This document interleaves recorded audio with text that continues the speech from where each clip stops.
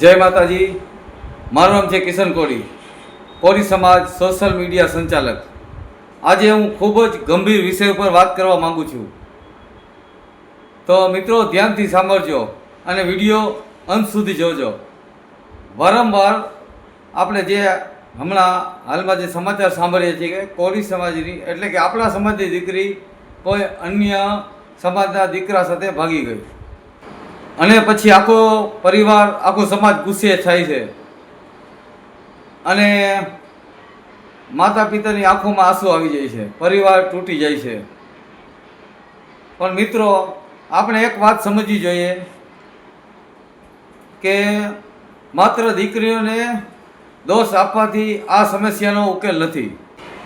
આજના સમયમાં mobile, social media અને ખોટી મિત્રતા યુવા પેઢીને ઝડપથી પ્રભાવિત કરે છે. જ્યાં માતા પિતા પોતાના બાળકોને સમય આપી શકતા નથી, ત્યાં બહારના લોકો તેને ટાઈમ અને સમય આપે છે અને તેની તરફ આકર્ષે છે. ઘણા ઘરોમાં દીકરીઓ સાથે ખુલ્લી વાત પણ થતી નથી. ડરનું વાતાવરણ હોય છે. આમ ન કરવું, ત્યાં ના જવું અને એની સાથે ના બોલવું, આવી ખોટી ઘણી આપણા ઘરની અંદર રીત હોય છે દીકરીને સમજાવવાની. પણ કોઈએ એ નથી સમજાવતું કે સાચું કારણ શું છે અને સાચું શું છે અને ખોટું શું છે. તો મિત્રો, દીકરીઓને કેદમાં રાખવાથી કોઈ પરિવાર કે સમાજ બચતો નથી, પણ સંસ્કાર અને વિશ્વાસ અને સમજણ આપવાથી સમાજ અને પરિવાર મજબૂત બને છે. આપણે આપણા બાળકો સાથે મિત્રો જેવો સંબંધ પહેલાંની જેમ બનાવવો પડશે. તેને શિક્ષણ આપવું પડશે, સમજ આપવી પડશે, સમય આપવો પડશે અને હા, આપણા સમાજના યુવાને પણ સમજવું પડશે. જો સમાજની દીકરીઓને સન્માન નહીં મળે, જો ઘરમાં ઝઘડા, દારૂ જેવી ખોટી બુરાઈઓ હશે, તો પછી આપણા બાળકો બહાર પોતાનો સહારો ગોતશે. અને મિત્રો, આ વિષય માત્ર ભાગી જવાની ઘટના નથી, આ આપણા સમાજને ભવિષ્યનો પ્રશ્ન છે. દીકરીઓને શિક્ષિત બનાવો, મજબૂત બનાવો અને એવો વિશ્વાસ આપો કે કાંઈ પણ મુશ્કેલી આવે ત્યારે સૌથી પહેલાં તે પોતાના પરિવાર સાથે વાત કરે. સમાજ ત્યારે જ મજબૂત બનશે અને પરિવાર પણ ત્યારે જ મજબૂત બનશે. હું આપણા આખા કોળી સમાજને કહેવા માગું છું કે આપણા પોતાના બાળકોને ડર નહીં પણ સંસ્કાર આપીએ, નફરત નહીં પણ સમજણ આપીએ.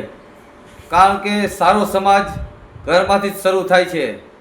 મિત્રો, આજથી 20-25 વર્ષ પહેલાં આપણા કોળી સમાજમાં દીકરીઓ ભાગી જવાના બનાવો બહુ જ ઓછા સાંભળવા મળતા. કારણ શું હતું? કારણ માત્ર ડર નહોતો, કારણ હતું પરિવાર, એકતા, સંસ્કાર અને પરિવારની નજીકતા. પહેલાં એક જ ઘરમાં દાદા, દાદી, કાકા, કાકી, ભાઈ, બહેન, ઘરમાં બધા ભેગા રહેતા. દીકરી એકલી પડતી નથી. માતા પિતા પાસે સમય હતો.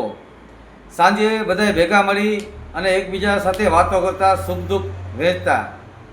પહેલાં મોબાઈલ નહોતો, ખોટી મિત્રતા પણ નહોતી. દિવસભર મોબાઈલ નહોતો અને સોશિયલ મીડિયા પણ પહેલાં નહોતું.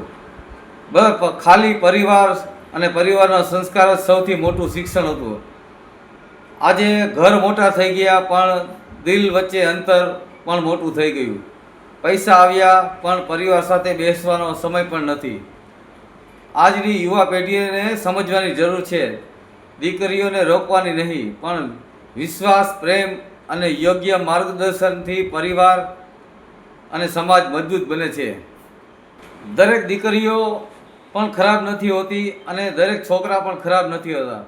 પણ જ્યારે પરિવારની લાગણીઓનું જોડાણ તૂટે છે ત્યારે ખોટા નિર્ણય ખૂબ જ વધી જાય છે.